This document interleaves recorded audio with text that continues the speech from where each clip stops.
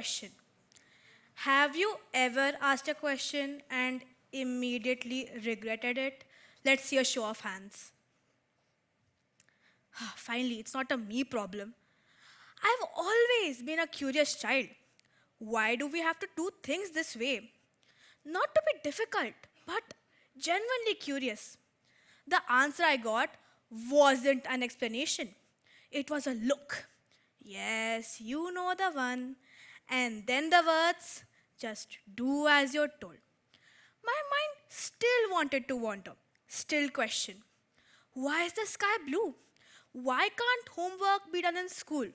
Why do moms always cook and dads always drive? But slowly, those questions started to disappear. Not because I was less curious now, but because asking why became so inconvenient and sometimes embarrassing. Enough with the silly questions. I already asked that. Good questions and the likes. I know I'm lucky enough to grow up with the internet, but it did not help me either.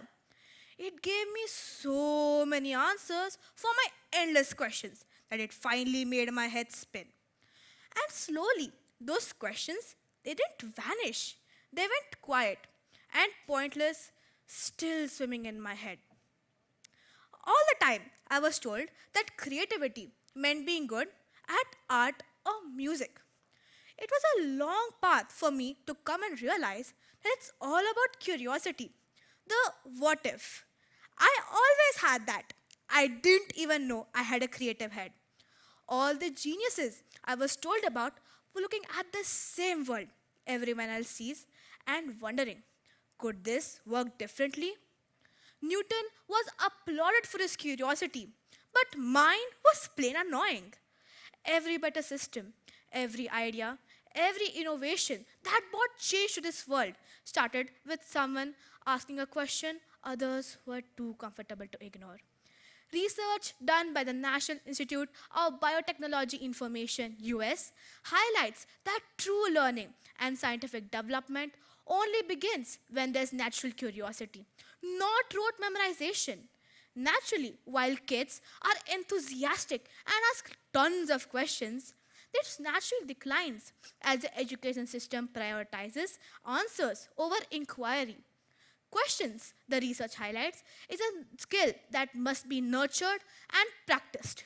We not only promote better learning, we also revive exploration and the human drive to understand the world.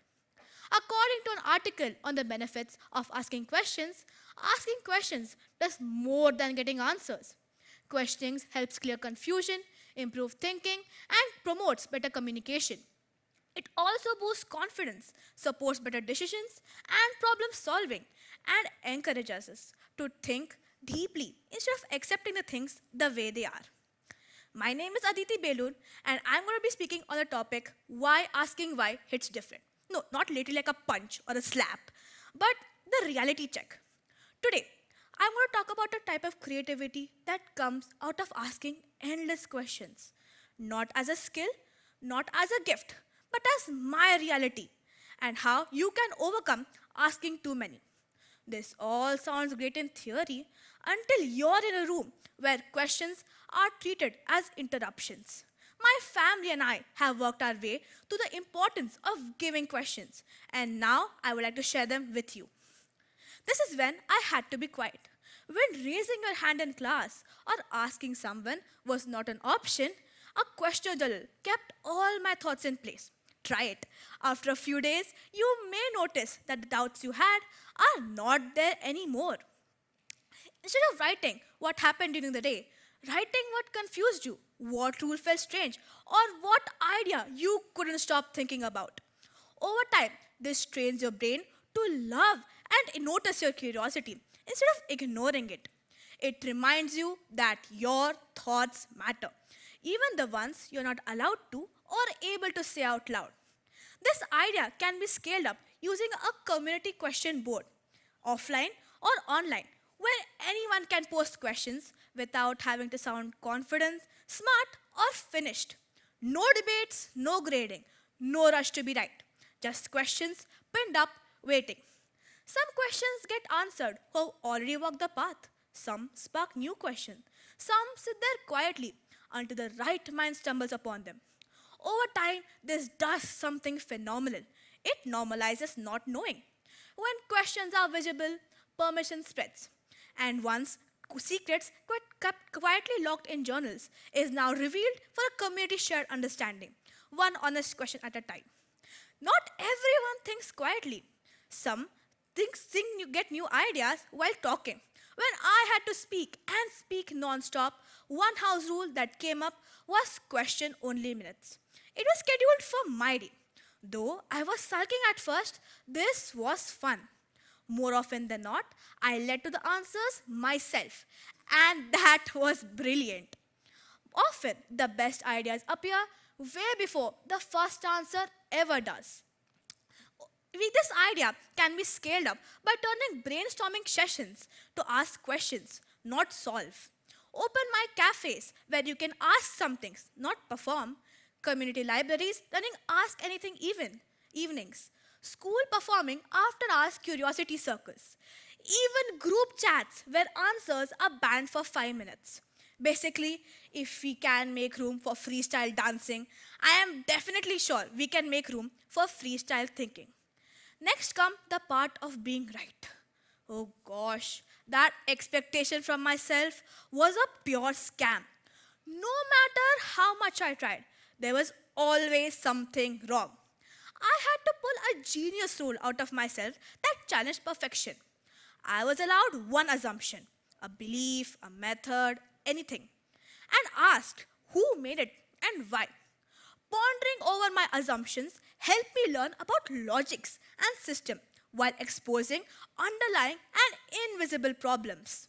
This not only helped me to learn about logics and systems, it gave me confidence to question my thoughts. My family and I have given importance to accepting our failures and talking about it and resolving our issues. When imperfection is visible, the shame around being wrong disappears. And when being wrong feels safe, questioning is normal. That's how systems are built, out loud, together, and without pretending we got it right the first time. We only post our achievements in social media. What if we post half-baked ideas or failed experiments? Imagine where in feeds where people say, I thought this could work. It didn't. Here's what I learned. So before you want me to get off the stage so that the next speaker comes and speak, I would like to give a conclusion. So maybe creativity isn't about having better ideas, but about creating questions and have better space for it.